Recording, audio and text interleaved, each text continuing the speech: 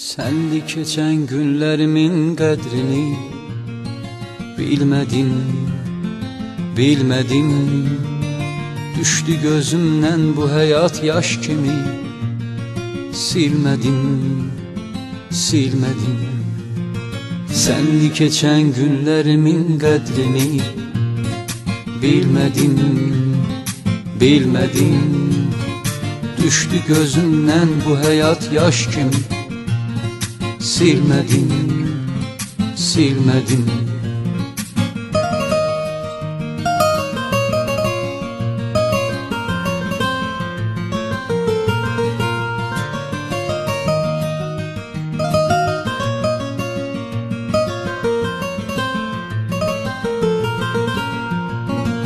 Yıxdı məni, məhv elədi həsrətin, qəlbimə dağ çəkdi qəmin möhnətin.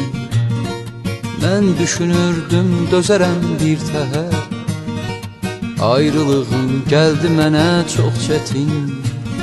Senli keçən günlərimin qədrini bilmədim, bilmədim. Düşdü gözümdən bu həyat yaş kimi, silmədim, silmədim. Senli keçən günlərimin qədrini bilmədim, bilmədim. Düşdü gözümdən bu həyat yaş kimi, silmədim, silmədim.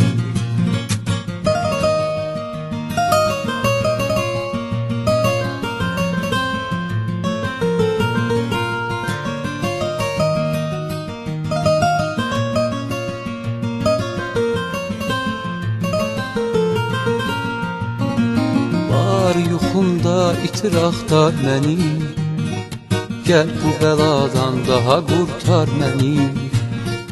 Hər gecələr yalvarıram Allaha, bir də həmən günlərə qaytar məni. Senli keçən günlərimin qədrini bilmədim, bilmədim. Düşdü gözümdən bu həyat yaş kimi, silmədim, silmədim. Senli keçən günlərimin qədrini bilmədim, bilmədim. Düşdü gözümdən bu həyat yaş kimi, silmədim, silmədim.